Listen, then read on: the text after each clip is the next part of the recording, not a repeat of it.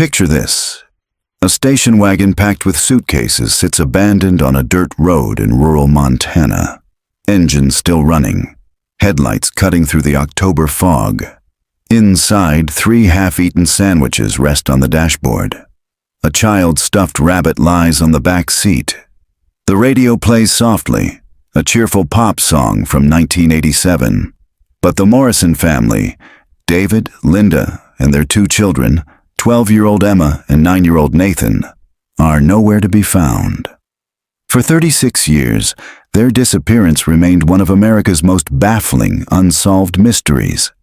Then, in the winter of 2023, a construction crew breaking ground for a new shopping complex made a discovery that would finally pierce the silence. What they found didn't provide closure. It opened a door to something far more disturbing.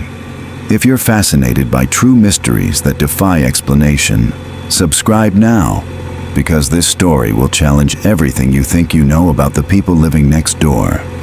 The last person to see the Morrison family alive was Agnes Fletcher, a 72-year-old widow who ran the only gas station in Coldwater, Montana. She would replay that afternoon in her mind thousands of times over the next 3 decades, searching for details she might have missed, warnings she should have seen.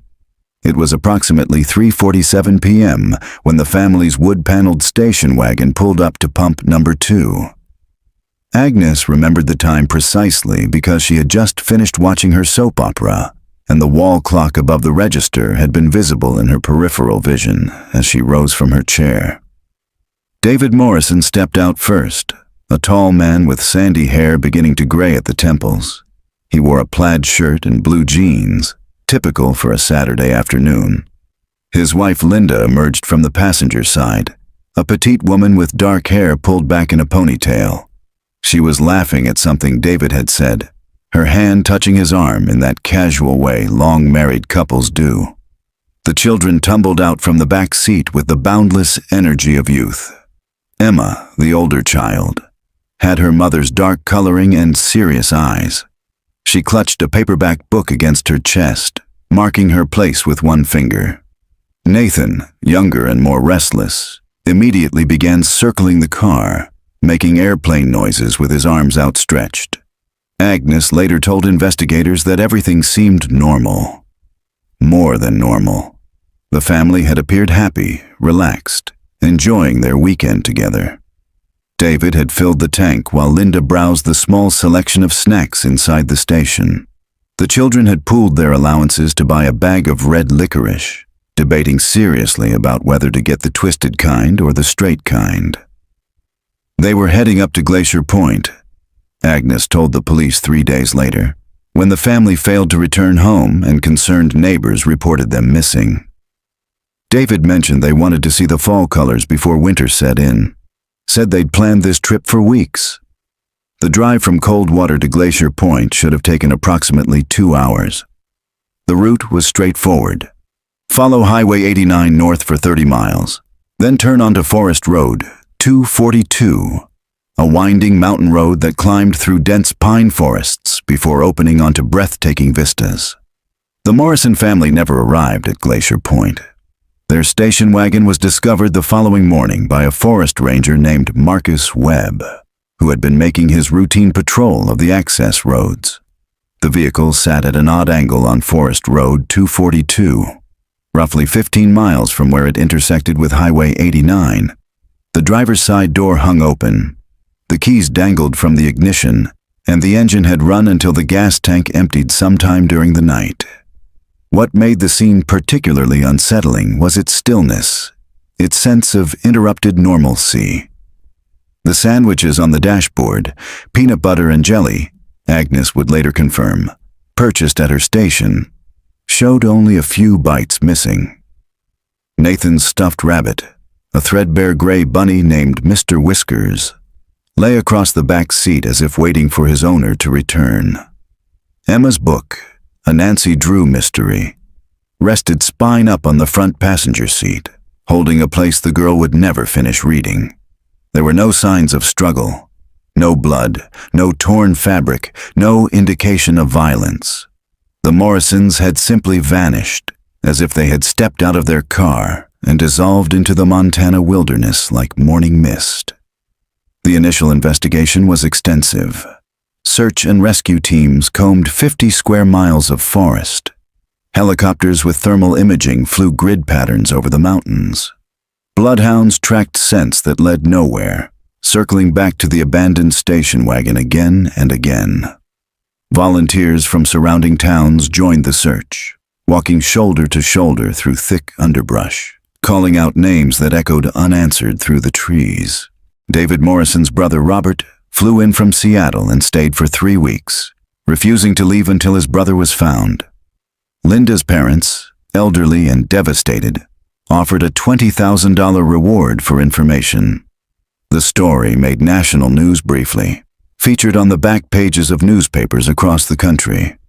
But as days turned to weeks and weeks turned to months, the searches grew less frequent. The news crews departed. The volunteers returned to their normal lives. The case file gathered dust in the Coldwater County Sheriff's Department, periodically reviewed but never solved. Agnes Fletcher closed her gas station in 1995 and moved to Arizona to live with her daughter. She died in 2008, carrying her memories of that ordinary October afternoon to her grave. Robert Morrison spent years searching on his own, driving the mountain roads every weekend, posting flyers on every telephone pole within 100 miles. He hired 3 different private investigators, each of whom eventually admitted defeat.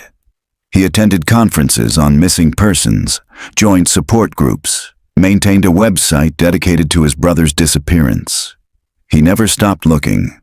And then, 36 years after the Morrison family vanished, a backhoe operator named Tommy Chen was excavating the foundation for a new Costco warehouse on the outskirts of Coldwater when his machine lurched to a stop. The bucket had caught on something solid buried 4 feet below the surface. Tommy climbed down to investigate, expecting to find an old pipe or a boulder.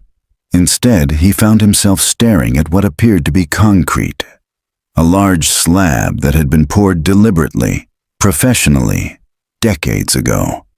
What lay beneath that concrete would finally answer the question of what happened to the Morrison family. But it would also raise new questions, far more disturbing than the original mystery. Detective Sarah Chen of the Montana State Police received the call at approximately 8:15 a.m. on a Tuesday morning in January 2023. She had been with the cold case unit for 6 years and had learned to recognize a certain tone in the voices of colleagues when something significant had been discovered. The dispatcher's voice carried that tone now, controlled, professional, but with an undercurrent of urgency that made Sarah immediately reach for her coat. The construction site sat on what had once been the outskirts of Coldwater, though suburban sprawl had gradually transformed the area over the decades. When Sarah arrived, yellow police tape already cordoned off a large section of the excavation site. 3 patrol cars blocked the entrance, and a cluster of construction workers stood in small groups, smoking cigarettes and speaking in low voices. Sheriff Tom Martinez met her at the perimeter. He was a large man in his late 50s, with a weathered face that reflected 30 years of Montana winters. Sarah had worked with him before and respected his steady demeanor and methodical approach to investigation. "Thanks for coming so quickly," he said, guiding her toward the excavation pit. "We haven't touched anything beyond the initial discovery. Wanted your unit here before we proceeded." Sarah nodded, her eyes already scanning the scene. The excavation pit was roughly 40 feet square and approximately 8 feet deep. At the center, clearly visible now that workers had carefully cleared away some of the surrounding dirt, was a concrete slab measuring about 12 feet by 15 feet. "How thick is it?" Sarah asked. "We're estimating between 8 and 12 inches, Martinez replied. "It's reinforced with rebar. This wasn't some amateur job. Whoever poured this knew what they were doing." They descended into the pit via a wooden ladder. Up close, the concrete showed the weathering of decades, small cracks, discoloration, areas where water had seeped through and left mineral stains. But the slab itself remained intact, a silent testament to the skill of whoever had created it.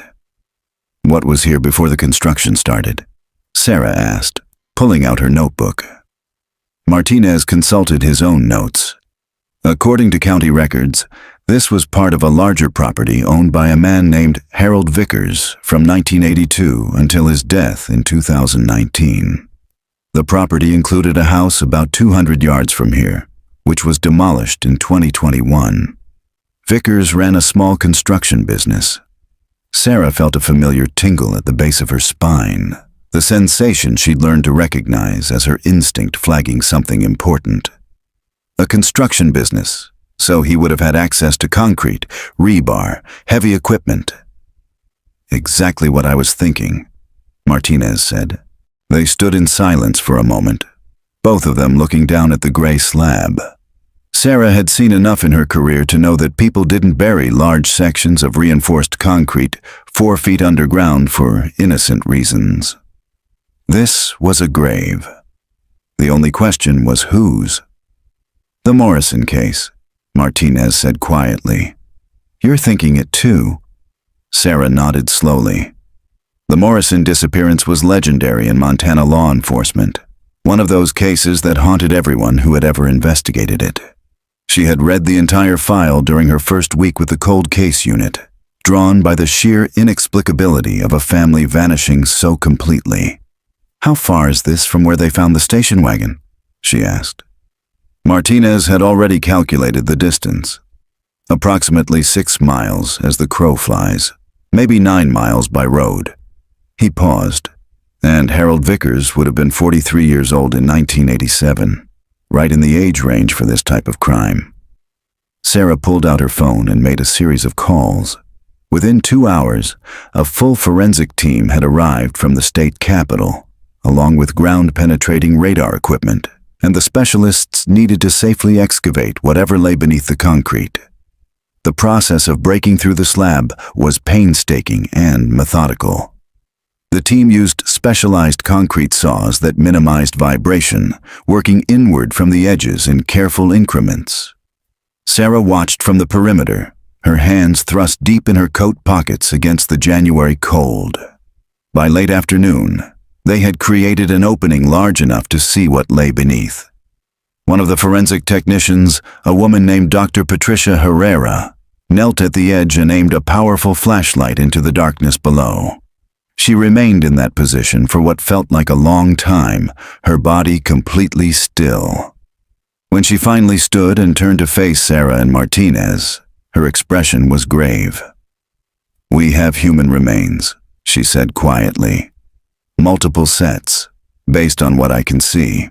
And from the positioning and size variations, I'd estimate we're looking at a family, 2 adults and at least 2 children." Sarah felt her breath catch. After 36 years, the Morrison family had finally been found. But as Dr. Herrera continued her preliminary examination and the team carefully expanded the opening, it became clear that this discovery was even more complex than they had anticipated. "Detective Chen," Dr. Herrera called out after another hour of careful work. "You need to see this." Sarah descended into the pit once again and knelt beside the opening they had created. Dr. Herrera handed her a flashlight and pointed to a specific area below. The beam of light revealed what appeared to be a small chamber beneath the concrete. Not just a burial site hastily filled with dirt, but a deliberately constructed space. The walls were lined with concrete blocks, creating a vault-like structure. And within that vault, carefully arranged as if for viewing, were 4 bodies. The excavation continued through the night under portable floodlights that cast harsh shadows across the construction site. Sarah remained on scene, watching as the forensic team worked with painstaking care to document every detail before disturbing the remains. The temperature had dropped to 15 degrees, and her breath formed clouds in the frigid air. Dr. Herrera emerged from the pit shortly after midnight, pulling off her latex gloves. Her face was drawn with exhaustion and something else, something that looked like disturbed fascination. "I need to show you something," she said to Sarah, "but I want you to prepare yourself. This isn't a typical burial." They descended together, Sarah's boots finding purchase on the rough dirt walls. The concrete slab had been completely removed now, revealing the full extent of the underground chamber. Portable lights had been positioned throughout the space, illuminating what Sarah could only describe as a tomb. The chamber was approximately 6 feet deep, 12 feet long, and 8 feet wide. The walls were indeed constructed of concrete blocks, professionally laid and mortared. But what struck Sarah most forcefully was the care that had gone into the arrangement of the bodies. The 4 figures lay side by side on what appeared to be the remains of military-style cots. The adult male was positioned on the far left, then the adult female, then 2 smaller forms that would have been the children. Each body had been wrapped in heavy plastic sheeting that had degraded over the decades but remained partially intact. "Look at their positions," Dr. Herrera said softly, her flashlight playing across the scene. "Their hands are folded across their chests. Their legs are straight, feet together. This wasn't someone hastily disposing of bodies. This was someone arranging them, almost ritualistically." Sarah felt a chill that had nothing to do with the January cold. She had investigated dozens of homicides, seen bodies disposed of in every manner imaginable, but she had never seen anything quite like this. A family burial that suggested both violence and reverence, murder and memorialization. "Can you tell how they died?" she asked. Dr. Herrera shook her head. "Not yet. We'll need to get them to the lab for full examination, but I can tell you that the bodies are remarkably well preserved given the time frame. The plastic sheeting and the sealed environment prevented most decomposition." She paused. "There's something else. Look at the wall behind the male victim." Sarah directed her flashlight where indicated. On the concrete block wall, barely visible but unmistakable once you saw it, someone had scratched words into the surface. The letters were rough but deliberate, carved with some kind of sharp tool. "Forgive me, for I have saved them." Sarah read the words 3 times, trying to parse their meaning. Saved them from what? And who was asking for forgiveness? "There's more," Dr. Herrera continued, leading Sarah to the opposite wall. "We found these near the female victim." She pointed to a small plastic bag that had been carefully preserved in the sealed environment. Inside were what appeared to be photographs, protected from the elements by their waterproof container. "We haven't opened it yet," Dr. Herrera explained. "But through the plastic, you can see their family photos, recent ones, or recent for 1987. There's one that shows all 4 of them at what looks like a birthday party." Sarah stared at the bag, her mind working through the implications. The Morrison family had vanished on October 17th, 1987. These photographs, if they were indeed recent at the time of burial, suggested the family had been alive long enough after their disappearance to celebrate at least one more event together. She climbed out of the chamber and found Sheriff Martinez speaking with one of his deputies. "Tom, we need to track down everything we can find on Harold Vickers. I want to know where he was on October 17th, 1987, and every day after that for at least 6 months. I want to know about his construction business, his clients, his employees. Everything." Martinez nodded. "Already started the process. But Sarah, there's something you should know." He gestured for her to follow him away from the cluster of officers and technicians. When they were out of earshot, he continued in a low voice. "Harold Vickers didn't just run a construction business. According to the preliminary background we've pulled, he was also a licensed contractor who did a lot of work for the county, including work on the Sheriff's Department building in 1986. Sarah felt her stomach tighten. He had connections to law enforcement. More than that, Martinez said grimly, "I called our records department to pull his file. Turns out Vickers did contract work all over the county in the 80s and 90s. Schools, government buildings, private homes. He was well respected, considered reliable, and trustworthy." He paused, and in March of 1988, 5 months after the Morrison family disappeared, he did renovation work on the Coldwater County Sheriff's evidence room. The implications hung between them like a physical presence. If Harold Vickers had been responsible for the Morrison family's disappearance, he had enjoyed unfettered access to the very building where evidence about their case was stored. He could have monitored the investigation, known exactly what leads the police were pursuing, what evidence they had or didn't have. Sarah pulled out her phone and began making calls. The Morrison case had just become active again, and she needed to assemble a full team. But as she waited for the first call to connect, her eyes drifted back to the excavation pit, to the carefully constructed tomb that had hidden its secrets for 36 years. The words scratched into the wall echoed in her mind. "Forgive me, for I have saved them." Saved them from what? The question gnawed at her. And more disturbingly, if Harold Vickers had believed he was saving the Morrison family by sealing them in a concrete tomb, what had he been saving them from? By dawn, the excavation site had been secured and the bodies carefully removed for transport to the State Forensic Laboratory. Sarah had been awake for nearly 24 hours, running on coffee and adrenaline. She stood at the edge of the now empty pit, looking down at the concrete chamber that had held the Morrison family for more than 3 decades. Sheriff Martinez approached, carrying 2 fresh cups of coffee. He handed one to Sarah, and they stood in companionable silence for a moment, both of them exhausted and troubled by what they had discovered.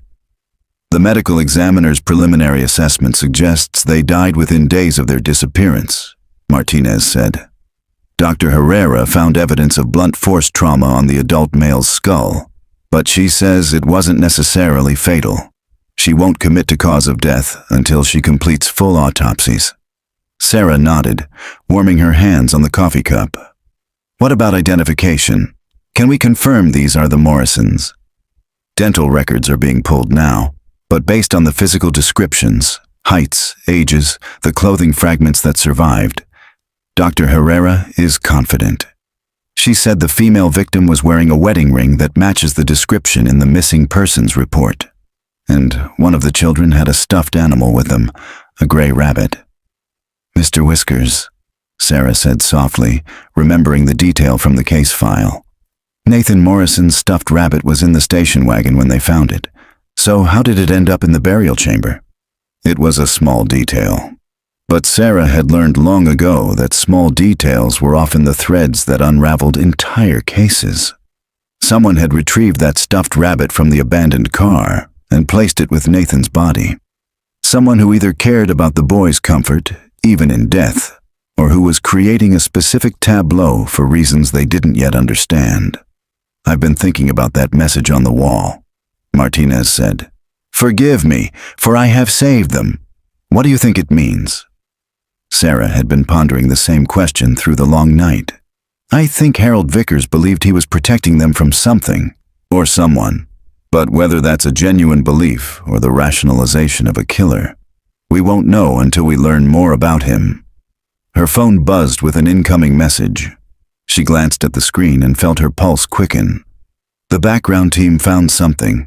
Harold Vickers had a brother named Leonard Vickers who lived in Coldwater in the 1980s. She scrolled through the message.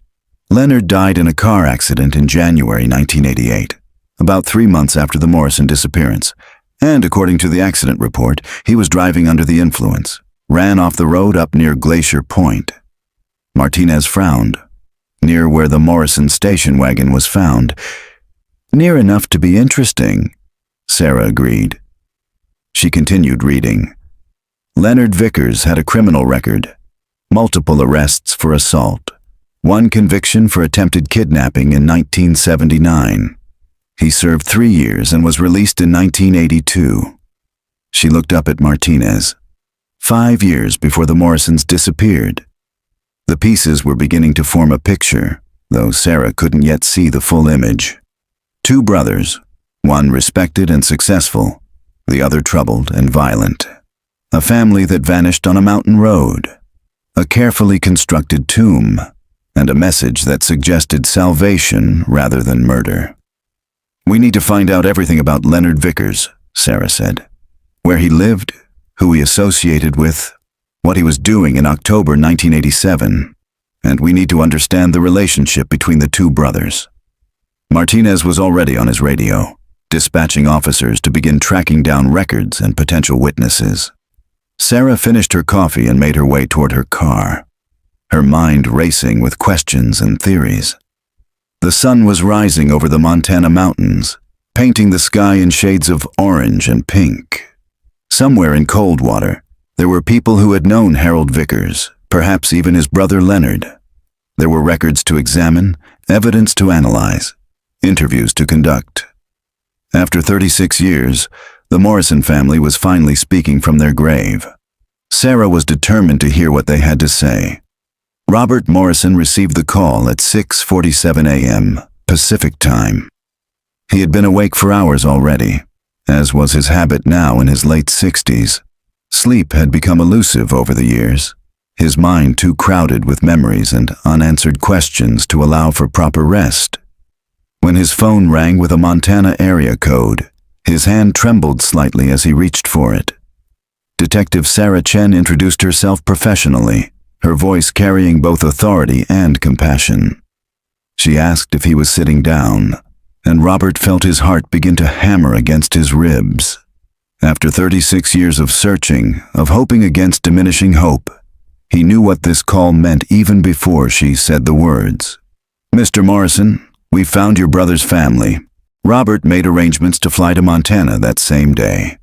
Sarah offered to have someone meet him at the airport, but he declined.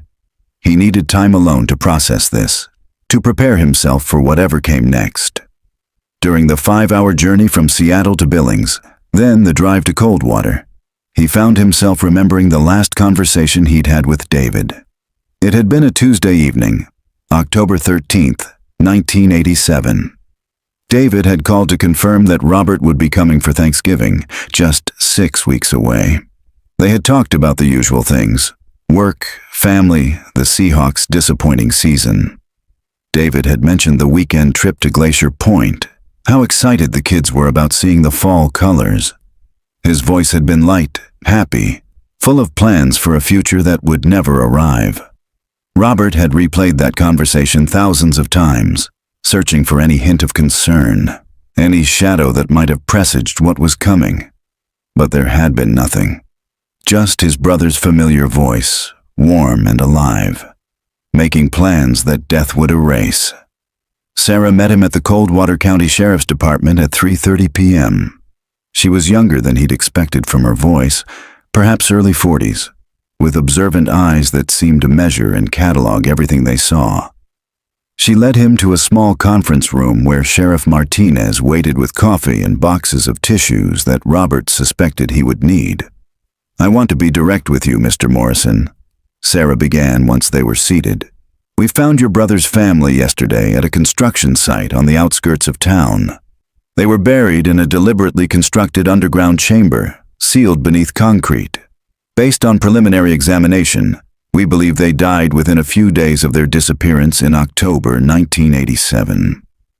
Robert had prepared himself for this news, had imagined this moment for decades, yet hearing it spoken aloud still felt like a physical blow.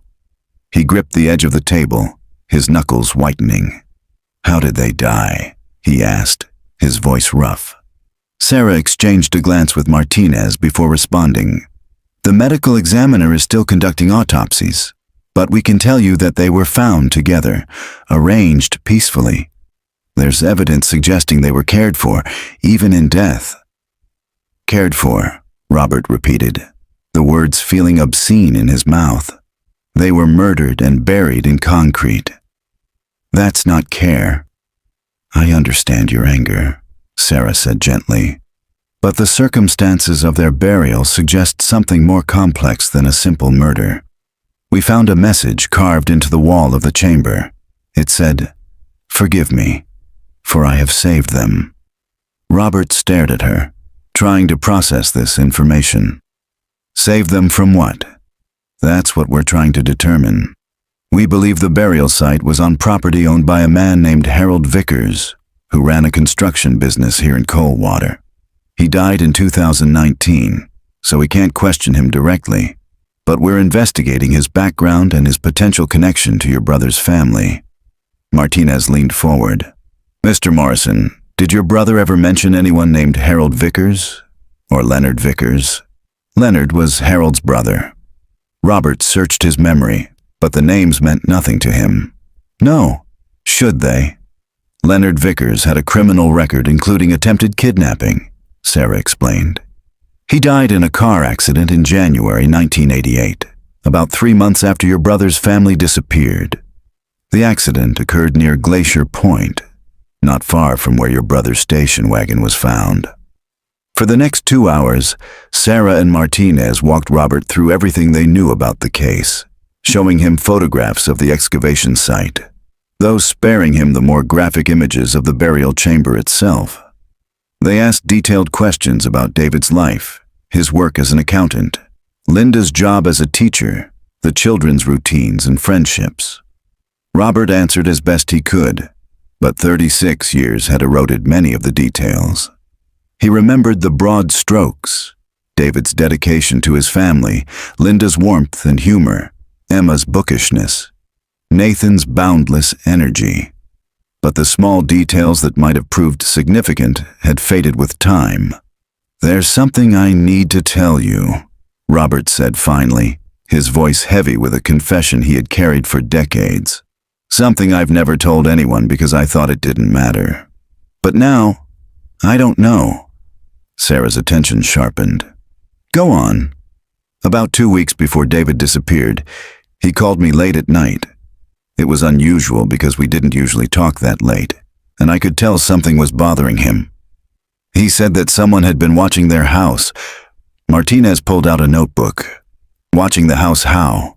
David said he'd noticed the same car parked on their street several times over the course of a week.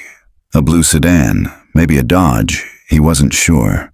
It would be there in the morning when he left for work, and sometimes in the evening when he came home.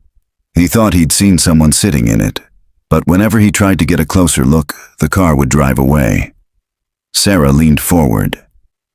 "Did he report it to the police?" Robert shook his head, shame coloring his voice. "I told him he was being paranoid. I said it was probably just someone visiting a neighbor, that he was overreacting. He laughed and agreed with me, said Linda had said the same thing. We joked about it, and that was the end of the conversation." His voice cracked. "If I had taken him seriously, if I had encouraged him to file a report or be more careful—" "Mr. Morrison," Sarah interrupted firmly, "you couldn't have known. And even if a report had been filed, there's no guarantee it would have changed anything." But Robert could see in her eyes that this information was significant. Someone had been watching the Morrison house in the weeks before they disappeared. Someone who may have been planning what would happen on that October afternoon. After Robert left to check into his hotel, Sarah and Martinez remained in the conference room, reviewing their notes. "A blue sedan," Martinez said thoughtfully. "Leonard Vickers owned a 1984 Dodge Aries." Blue. Sarah felt the familiar tingle of pieces clicking into place. "We need to find out everything about Leonard Vickers' activities in September and October of 1987. Where he worked, who he associated with, why he might have been watching the Morrison family." Martinez was already making calls. Within an hour, they had assembled a small team of officers to begin reconstructing Leonard Vickers' final months. Sarah spent the rest of the evening in the department's records room, pulling dusty file boxes that contained documents from the original Morrison investigation. The files revealed a thorough but ultimately fruitless search. Dozens of interviews had been conducted, hundreds of tips followed up, vast areas of wilderness searched, but no one had ever looked at Harold or Leonard Vickers. Why would they? Harold had been a respected businessman with no criminal record. Leonard's name had never come up, despite his history. Sarah found the original missing persons report filed by the Morrisons' neighbor on October 20th, 1987, 3 days after the family failed to return home. She read through the description of the family, the details of their planned trip, the discovery of the abandoned station wagon. One detail caught her attention.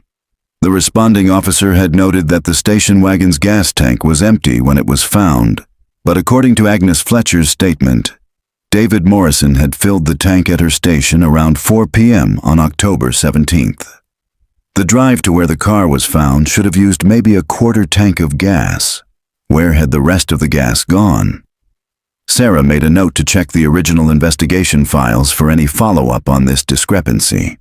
It was possible the car had been driven somewhere else before being abandoned on Forest Road 242. Or someone had siphoned the gas out, though that raised the question of why. Her phone buzzed with a message from Dr. Herrera at the forensic lab. The preliminary autopsy results were ready.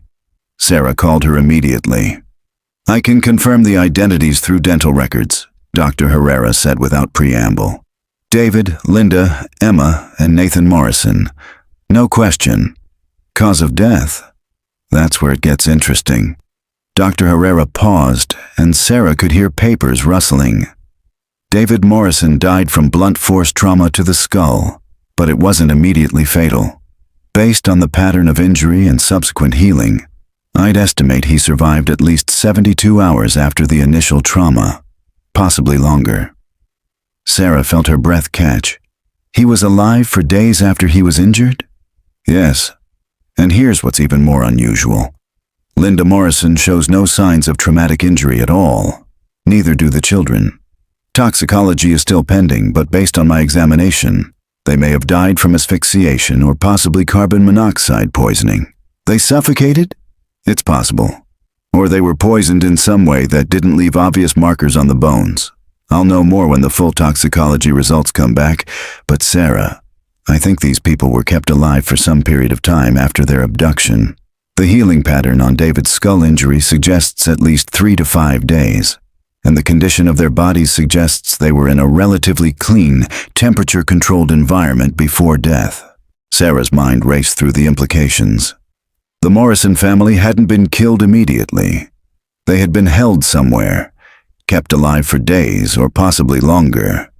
And then they had been carefully buried in a tomb that someone had constructed specifically for them. "There's one more thing," Dr. Herrera continued. "I found something in Emma Morrison's hand. It was partially degraded, but it appears to be a note written on paper. Our document specialist is trying to recover the text, but from what we can see, it looks like Emma wrote something before she died. Can you read any of it? Just fragments, but one word is clear. Uncle."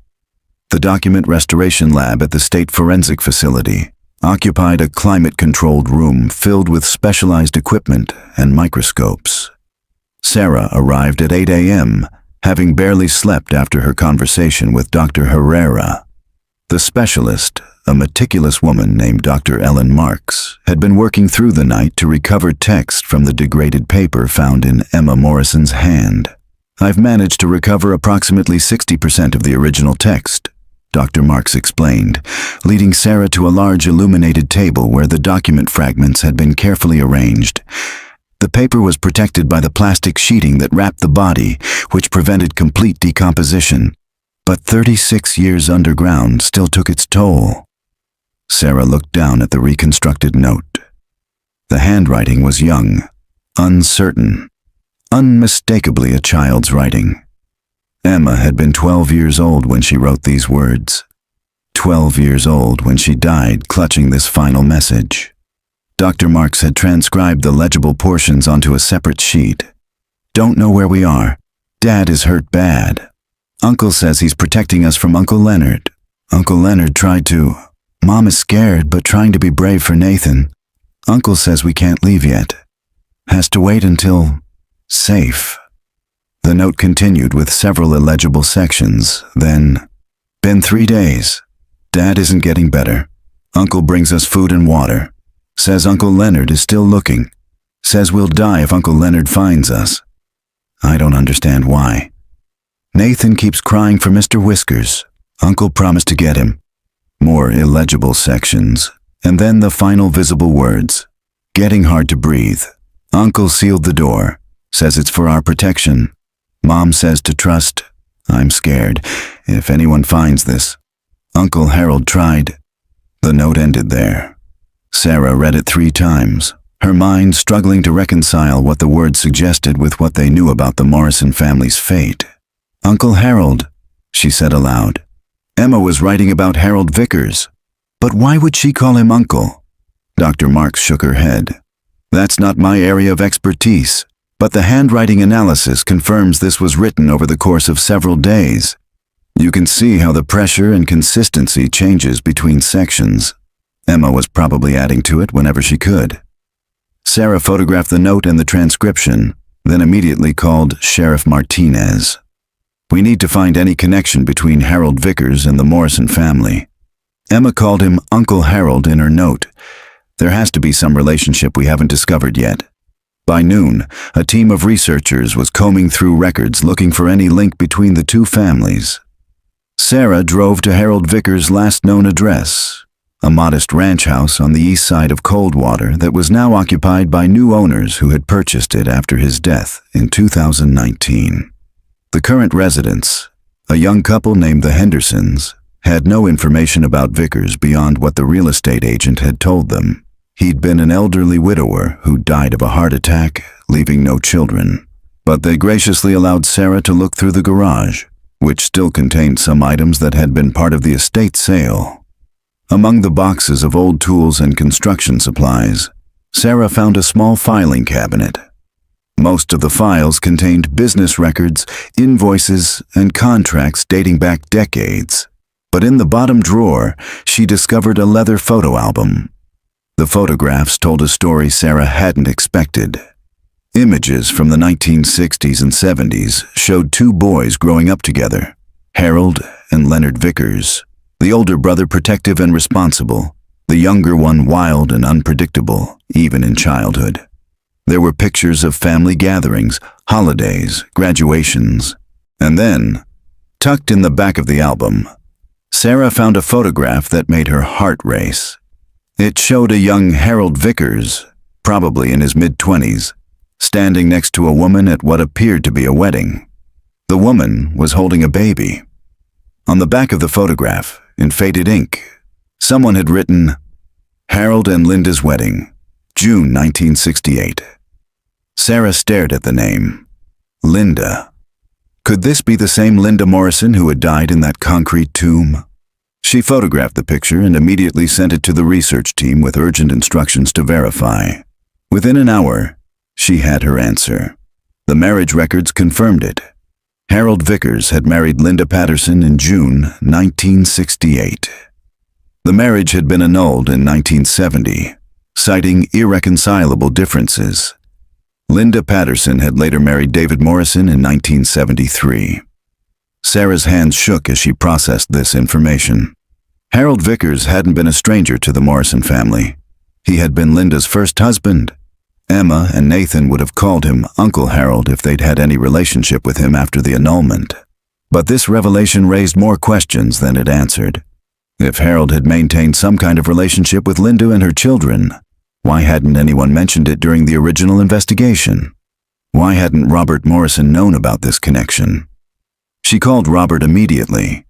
His voice was thick with emotion when he answered, and Sarah realized she'd probably woken him from a grief-exhausted sleep.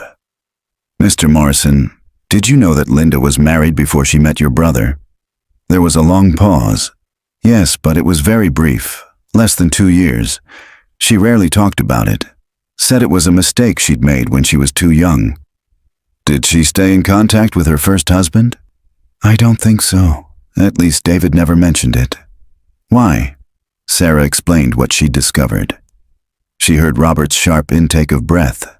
Harold Vickers was Linda's first husband? But that means... He stopped, unable to complete the thought. It means Emma's note makes more sense, Sarah finished for him. Harold wasn't a stranger who kidnapped them. He was someone they knew. Someone Emma trusted enough to call Uncle Harold. Someone Linda apparently trusted because, according to Emma's note, Linda told her daughter to trust him. But he killed them, Robert said, his voice breaking. He sealed them in that chamber and let them die. Emma's note suggests Harold believed he was protecting them from his brother Leonard, Sarah countered. She wrote that Leonard had tried something, that Leonard was still looking for them, that Harold said they would die if Leonard found them. So what happened? How did they end up dead in that tomb? It was the central question, and Sarah was beginning to form a theory, though she had no proof yet. I think something went wrong. Harold was hiding them from Leonard, keeping them in that underground chamber he'd built. But either he couldn't figure out how to get them out safely, or something happened that forced him to seal it permanently.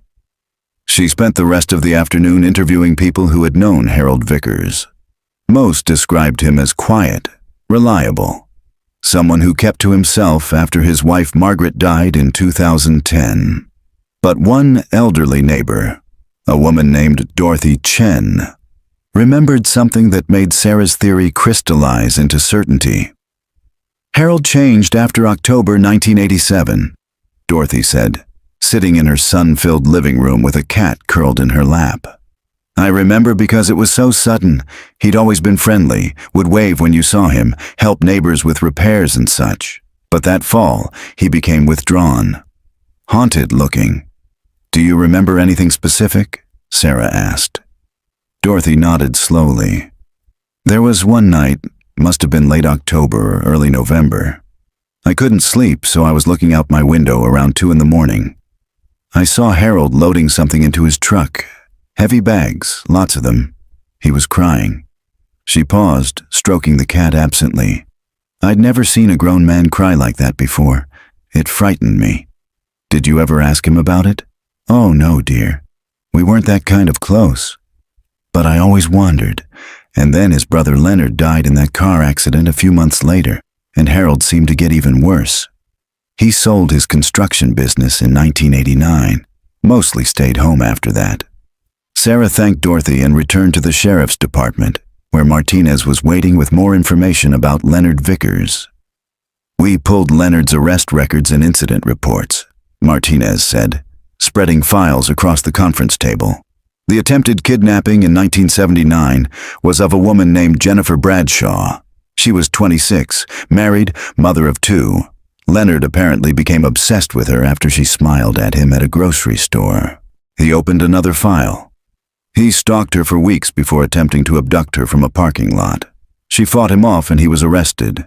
During the investigation, they found photographs of several other women in his apartment, all taken without their knowledge. The prosecutor argued he was a serial predator in the making. And he only served 3 years? Sarah asked incredulously. Martinez shrugged. Different times. Plus, he had a good lawyer who argued it was an isolated incident, that Leonard had mental health issues that could be treated. He was released in 1982 with mandatory counseling requirements, which he probably never followed through on, Sarah said. She pulled out Emma's note. According to this, Leonard tried something. Emma's words are cut off, but Harold told them they'd die if Leonard found them. What if Leonard had fixated on Linda, his brother's ex-wife?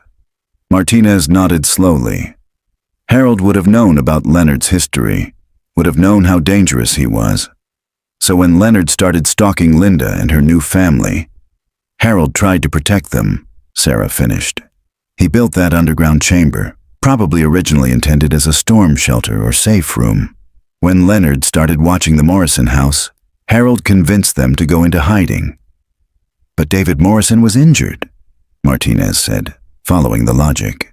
And they couldn't get him proper medical treatment without Leonard finding them. So Harold kept them hidden in that chamber, bringing them food and water, hoping Leonard would give up or that he could figure out a way to get them to safety.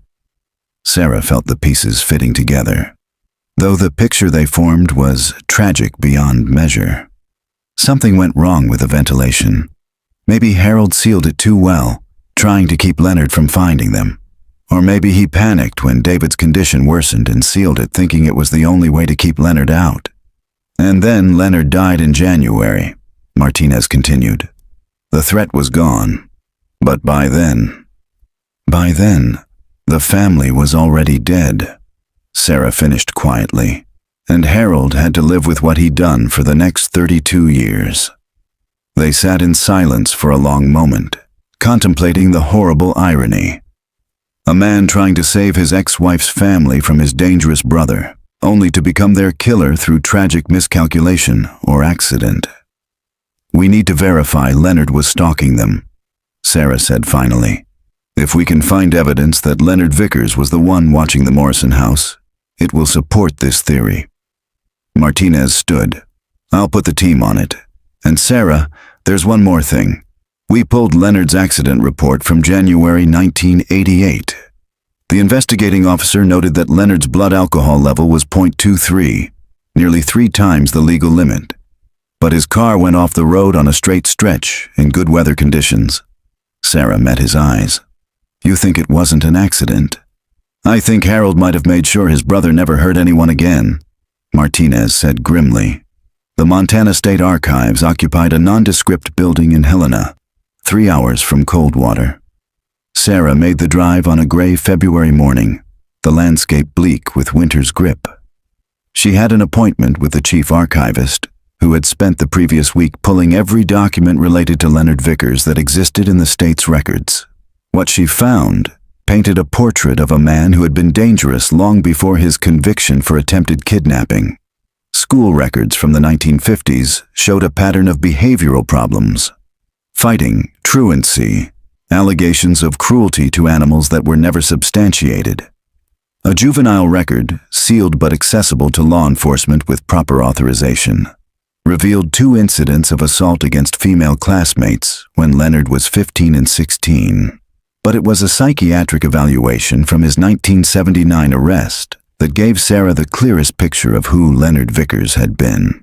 The court-appointed psychologist had written, "Subject displays obsessive tendencies and an inability to accept rejection. He constructs elaborate fantasies about women he perceives as having shown him attention and becomes hostile when reality contradicts these fantasies. Subject lacks empathy and shows signs of sadistic personality traits. Recommend extended incarceration and intensive treatment. Subject poses significant risk of reoffending." The recommendation for extended incarceration had been ignored.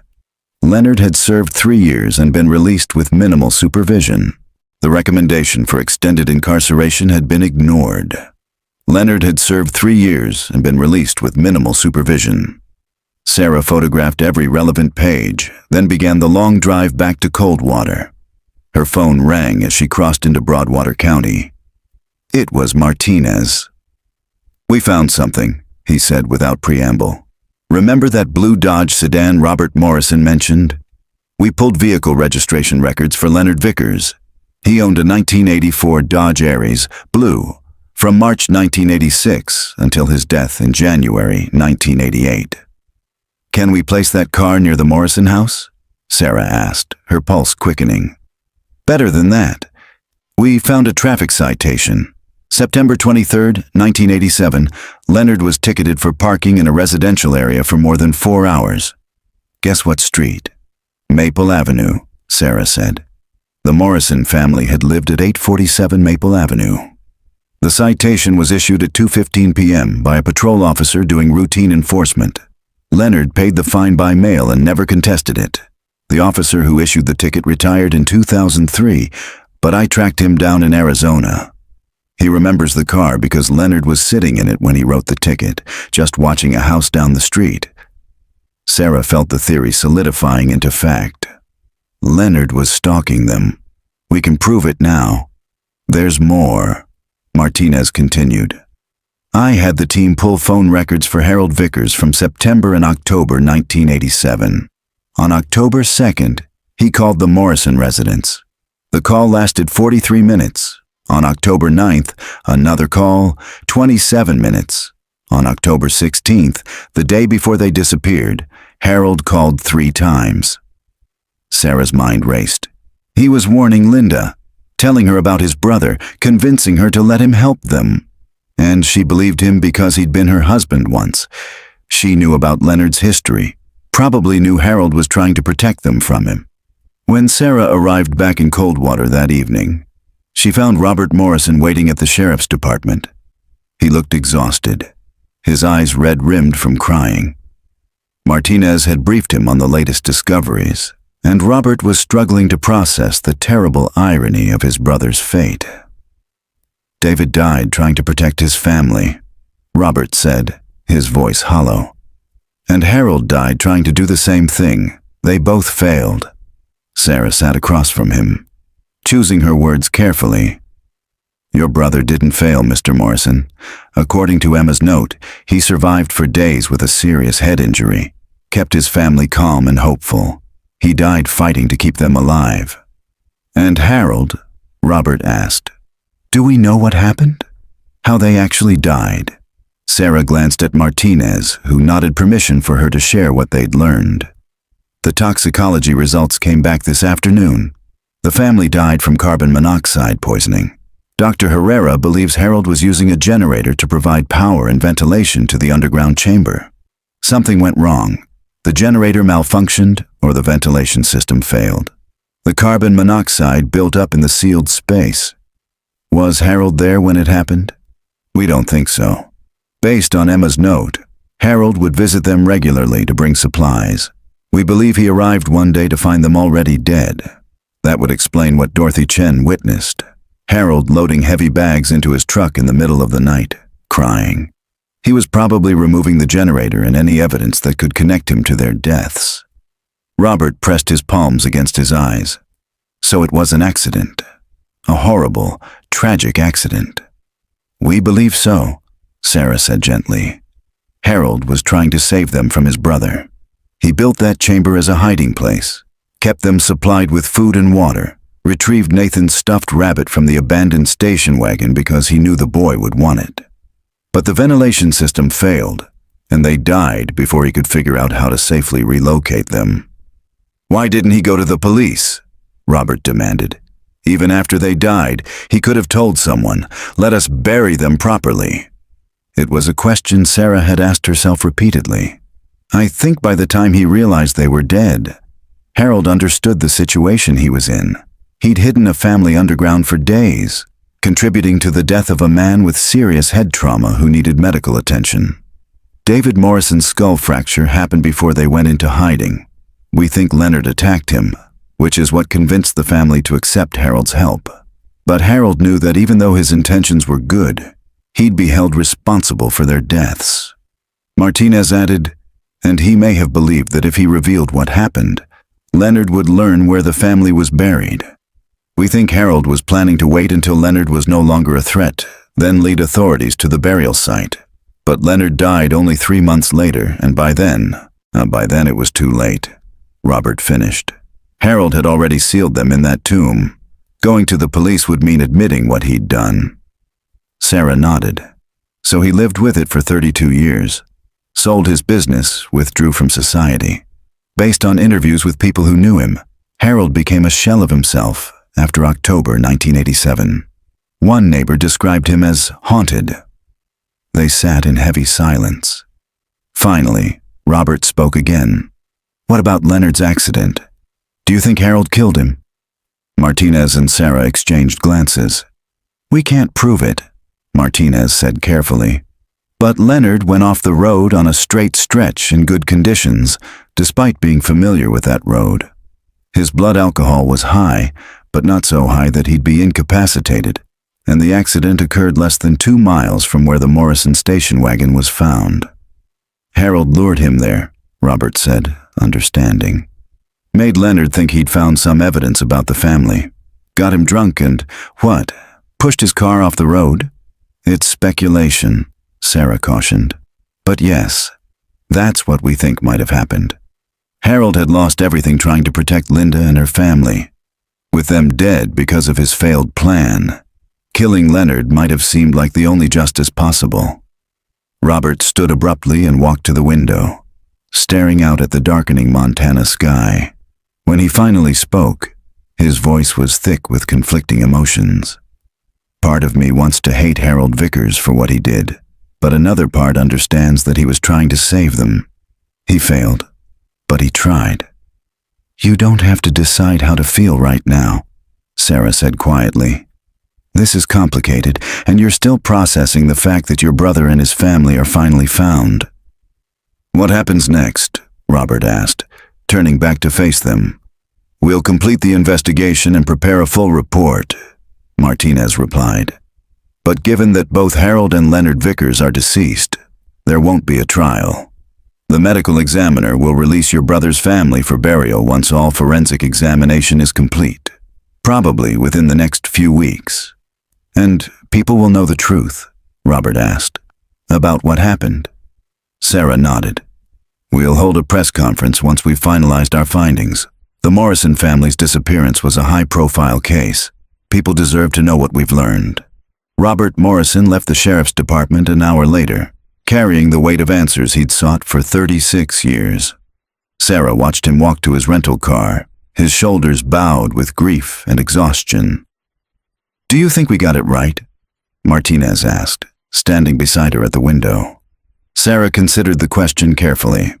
"I think we got as close to the truth as we're going to get. We have physical evidence, documentation, and Emma's own words to support our theory.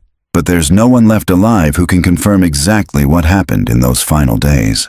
Harold took those secrets to his grave," Martinez observed. "Maybe that was his final act of protection," Sarah said, "keeping the full horror of what happened from ever being known." That night, Sarah returned to her hotel room and sat for a long time with Emma Morrison's notes spread before her.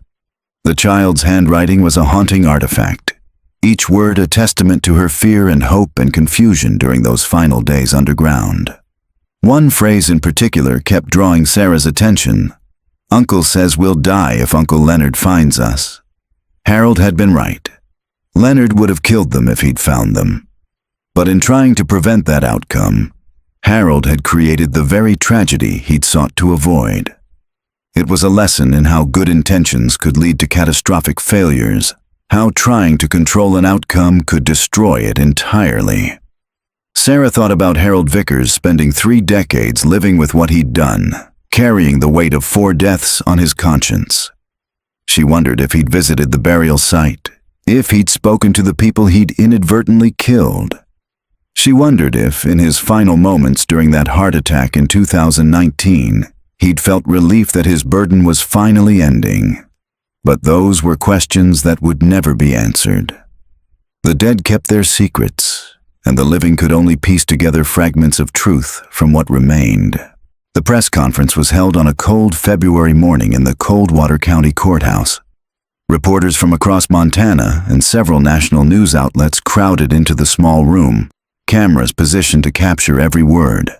Robert Morrison sat in the front row, flanked by a victim services advocate and his attorney. Sarah stood at the podium beside Sheriff Martinez, a folder containing the investigation summary before her. She had spent the previous week preparing for this moment, anticipating questions, ensuring every fact could be supported with the evidence. "On January 24, 2023, she began, construction workers discovered human remains at a site on the outskirts of Coldwater, Montana. Through forensic analysis and investigative work, we have confirmed these remains are those of the Morrison family, David, Linda, Emma, and Nathan Morrison, who disappeared on October 17, 1987, during a weekend trip to Glacier Point." She paused, letting the confirmation settle over the room. For many of the older reporters present, the Morrison case had been an enduring mystery of their careers. "Our investigation has revealed that the family's disappearance and death resulted from a tragic series of events involving 2 brothers, Harold and Leonard Vickers. Leonard Vickers had a history of stalking and violence toward women. In September and October of 1987, he became fixated on Linda Morrison, who had been briefly married to his brother Harold in the late 1960s. Sarah walked the assembled media through the timeline they had constructed. Leonard's surveillance of the Morrison home, Harold's warning calls to Linda, the family's decision to accept Harold's offer of protection, the underground chamber that was meant to be a temporary hiding place. "We believe David Morrison was injured during an initial encounter with Leonard Vickers before the family went into hiding," Sarah continued. "Physical evidence and a note written by 12-year-old Emma Morrison indicate that Harold Vickers kept the family hidden in an underground chamber he had constructed, bringing them food and water while trying to determine how to safely relocate them." She explained the ventilation failure, the carbon monoxide poisoning, Harold's decision to permanently seal the chamber after finding them dead. The room was silent except for the click of cameras and the scratch of pens on paper. Leonard Vickers died in a single vehicle accident on January 18, 1988, approximately 3 months after the Morrison family's death. While we cannot definitively prove foul play, circumstances surrounding the accident raise questions about whether it was truly accidental. "Are you saying Harold Vickers murdered his brother?" a reporter called out. "I'm saying we have reason to believe Harold may have caused Leonard's death," Sarah replied carefully. "But both men are deceased, so no charges will be filed. Our focus has been on determining what happened to the Morrison family and providing answers to their loved ones." More questions followed. Sarah and Martinez fielded them professionally, providing details where they could while protecting the privacy of the family. When asked about Emma's note, Sarah read selected portions aloud, her voice catching slightly on the words, "I'm scared." After 45 minutes, Martinez concluded the conference. As reporters filed out to meet their deadlines, Robert Morrison approached the podium. "Thank you," he said simply, "for finding them, for caring enough to uncover the truth." Sarah shook his hand. "We're releasing the remains to the funeral home you selected. You can finally bring your brother home. Will you attend the service?" Robert asked. "It would mean a great deal to me." Sarah hesitated, then nodded. "I'd be honored." The funeral took place on a Saturday in late February. The Morrison family was laid to rest in a cemetery on the outskirts of Seattle, where David had grown up and where Robert still lived. The service was small, just family, a few close friends, and Sarah, who had flown in the night before. Standing at the graveside as the minister spoke about loss and redemption and faith in the face of tragedy, Sarah found herself thinking about Harold Vickers. There was no grave for him to mark his life, no service to acknowledge his complicated legacy. He had been cremated after his death in 2019, his ashes scattered according to his will in the Montana wilderness he had loved. In a strange way, Sarah thought Harold had achieved what he'd sought. He had protected the Morrison family, though not in the way he'd intended.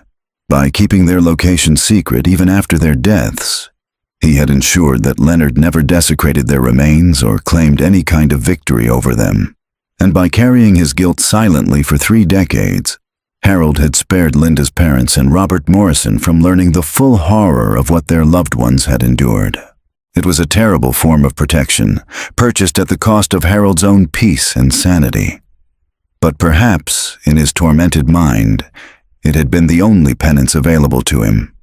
After the service, Robert invited Sarah to join him and a few family members at a nearby restaurant. Over coffee and sandwiches that no one had much appetite for, they shared memories of David, Linda, Emma, and Nathan. Sarah listened to stories of birthday parties and family vacations, of Emma's love of mystery novels and Nathan's dream of becoming an astronaut. These were the details that mattered, Sarah realized. Not the manner of their deaths or the tragic circumstances that had led to them, but the lives they had lived, the love they had shared, the mark they had left on the people who had known them. "I've been thinking about something," Robert said as the gathering began to break up, "about Harold Vickers and what he tried to do." Sarah waited, knowing he needed to articulate whatever conclusion he'd reached. "I think I've decided to forgive him," Robert continued slowly. "Not for how it ended, but for trying. He saw his brother becoming dangerous, and he tried to protect people he cared about. That he failed doesn't change the fact that he tried. And he lived with that failure every day for the rest of his life. That seems like punishment enough." Sarah thought about Emma's note, about the phrase that had haunted her since she'd first read it. "Uncle Harold tried. I think that's a generous way to remember him," she said quietly. "It's the only way I can move forward," Robert replied. "Hate is too heavy to carry. I've been carrying the weight of not knowing for 36 years. I don't want to add hate to that burden." On the flight back to Montana, Sarah reflected on the Morrison case and what it had taught her about the complexity of human motivation. True crime stories were often presented in stark terms: good and evil, victim and perpetrator, justice and injustice. But the Morrison case existed in shades of gray, in the space between intention and outcome, between protection and destruction. Harold Vickers had been neither hero nor villain, but something more complicated. A man who had tried to prevent a tragedy and had instead caused one.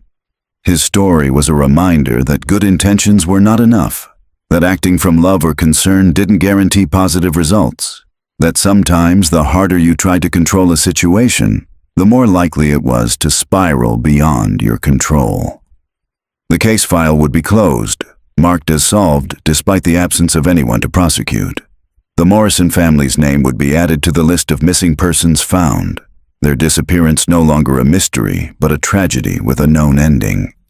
But for Sarah, the case would remain open in another way. It would serve as a reminder of why she had joined the cold case unit, not just to solve mysteries, but to provide answers to families who had spent years, sometimes decades, living with uncertainty. Robert Morrison could finally grieve properly, could visit his brother's grave, could tell his own children and grandchildren what had happened to their uncle and cousins. That was worth something. That was worth everything. As the plane descended toward Billings, Sarah looked out at the Montana landscape spread below, vast, beautiful, and unforgiving. The wilderness that had hidden the Morrison family's secret for 36 years continued on, indifferent to human tragedy and triumph alike. But Sarah wasn't indifferent. None of them were. Not the investigators who had worked the case, not the forensic specialists who had carefully recovered evidence, not the community members who had never forgotten the family that vanished on an October afternoon in 1987. The Morrison family had been found. Their story had been told. And while the ending was far from the happy reunion everyone had hoped for during those initial frantic days of searching, at least now there was an ending. Sometimes, Sarah had learned, that was the best you could hope for. Not closure, exactly, but completion.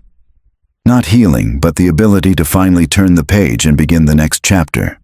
The Morrison case was solved. The file would be archived. The headlines would fade. But the memory of 4 people who had died trying to survive, and 1 man who had died living with what he'd done, would remain. Some mysteries, once solved, left scars deeper than the original wound. 3 months after the Morrison family was laid to rest, Sarah received a package at the cold case unit office. It was postmarked from Seattle, and she recognized Robert Morrison's return address on the label. Inside was a letter and a small object wrapped in tissue paper. Sarah opened the letter first. "Dear Detective Chen, I wanted to write to thank you again for everything you did to find David and his family. Knowing what happened, even though it's painful, is better than spending the rest of my life wondering. You gave me the gift of answers, and I'll be forever grateful. I've been going through some of David's belongings that I kept all these years, things I couldn't bring myself to discard even when it seemed hopeless that he'd ever be found. Among his papers, I discovered something I thought you might want to see. It's a letter David wrote to me but never sent. Dated October 15th, 1987, 2 days before he disappeared. I don't know why he didn't mail it. Maybe he planned to give it to me in person at Thanksgiving. Maybe he was still deciding whether to share what was troubling him. But reading it now, in light of what we know, it feels like David was trying to leave a warning, a record of what was happening. I thought you should have it for your files. It seems important that someone in law enforcement knows the full story." With deep gratitude, Robert Morrison Sarah carefully unfolded the enclosed letter, yellowed with age but still legible. David Morrison's handwriting was neat and precise, the writing of a man accustomed to dealing with numbers and accounts. "Dear Rob, I'm writing this late at night, unable to sleep because of something that's been weighing on me. Linda will think I'm being paranoid, and maybe I am, but I need to tell someone in case anything happens. Do you remember Linda mentioning her first husband, Harold? She rarely talks about that marriage. It was brief, and she's always said it was a mistake. But Harold contacted her about 3 weeks ago. He said he needed to warn her about something important. Apparently his brother Leonard has been released from prison and is living here in Montana. Harold was worried because Leonard has always been unstable, and Harold knew that Leonard blamed Linda for their marriage ending. It's complicated, and probably not even rational. But Harold says Leonard fixated on the idea that Linda stole Harold from him. Some twisted logic about how Leonard needed Harold's support, and Linda pulled Harold away. Harold called several times, becoming increasingly insistent that we needed to be careful. He said Leonard had been asking about Linda, trying to find out where she lived. Harold offered to help us if we felt unsafe. At first, Linda and I dismissed it. It sounded paranoid, like Harold was exaggerating a threat that didn't exist. But then I started noticing a blue car parked on our street. The same car, multiple times over the past 2 weeks. And Linda mentioned that she'd seen someone watching her at the grocery store, a man who seemed familiar, but she couldn't place him. Yesterday, Harold called again. He was more urgent this time, almost desperate. He said Leonard knows where we live and has been watching the house. He said Leonard's done this before, that he stalks women and becomes violent when confronted. Harold begged us to let him help, said he has a place where we could stay until Leonard loses interest, or until Harold can convince him to leave town. Linda wants to trust Harold.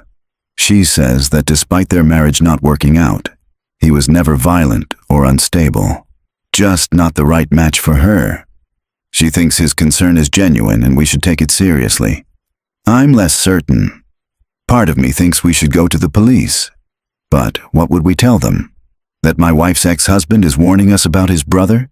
That we've seen a car parked on our street and someone looking at us in a grocery store? It feels like we'd be wasting their time with paranoid delusions. So we've decided to take a family trip this weekend, get out of town for a few days while we figure out what to do. Maybe the break will give us perspective. Maybe by the time we get back, Leonard will have moved on to whatever comes next in his troubled life. But I wanted someone to know what's been happening, just in case. If anything seems off when we see you at Thanksgiving, if Linda and I seem jumpy or concerned, now you'll understand why. I'm probably being ridiculous, getting worked up over nothing. By the time you read this at Thanksgiving, we'll probably laugh about how paranoid I was being. See you in a few weeks, David. Sarah read the letter 3 times, her throat tight with emotion. David Morrison had known something was wrong. He'd tried to document it, to leave a record. But he'd also convinced himself he was being paranoid, that the threat wasn't as serious as it seemed. It was the eternal mistake of reasonable people confronting unreasonable danger, the assumption that logic and caution would be enough, that threats could be managed through rational decision-making. David Morrison had died because he'd underestimated the danger, because he'd trusted that Harold's plan would keep them safe, because he'd believed that hiding for a few days would solve the problem. And Harold Vickers had died inside long before his heart finally stopped, killed by the weight of good intentions that had paved a road to tragedy. Sarah filed the letter in the Morrison case folder, now stamped closed in red ink across its cover. The file would go into the archives, where it would sit alongside thousands of other cases, the solved and unsolved, the tragic and banal, the mysteries of human behavior captured in police reports and forensic analysis.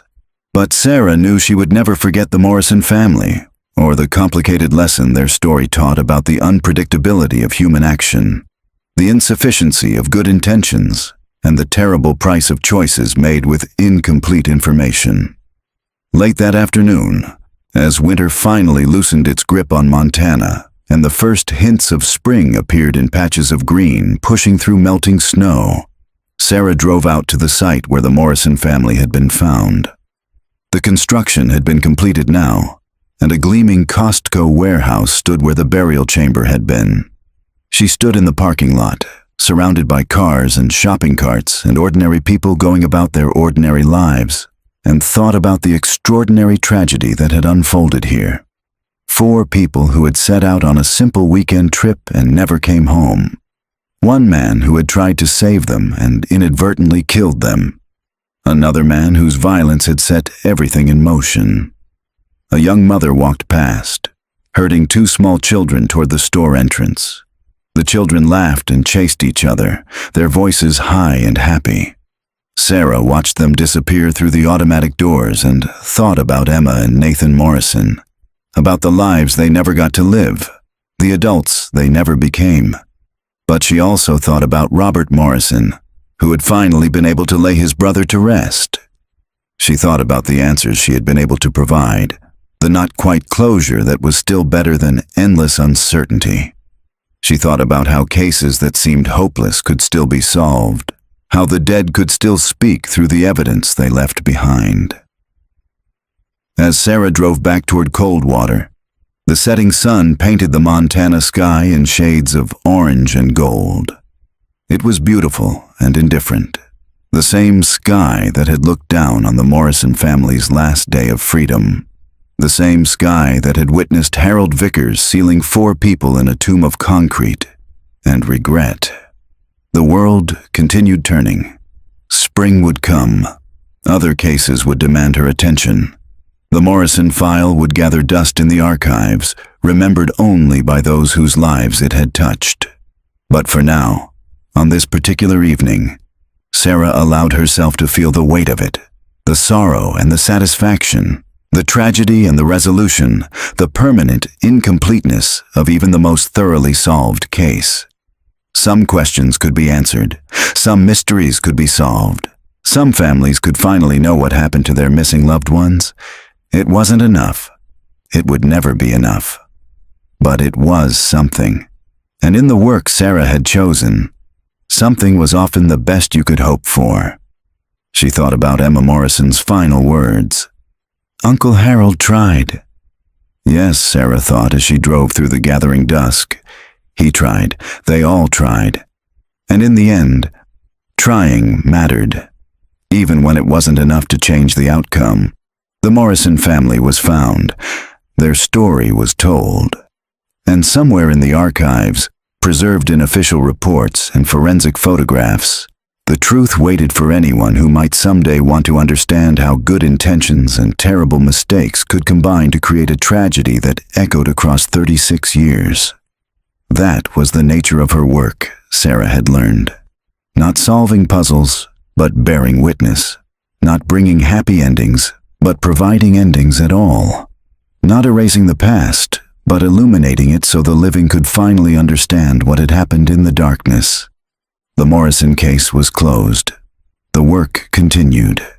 And Sarah Chen drove on through the Montana twilight, carrying the weight of answers and the knowledge that some questions would haunt her long after the files were archived and the case numbers reassigned.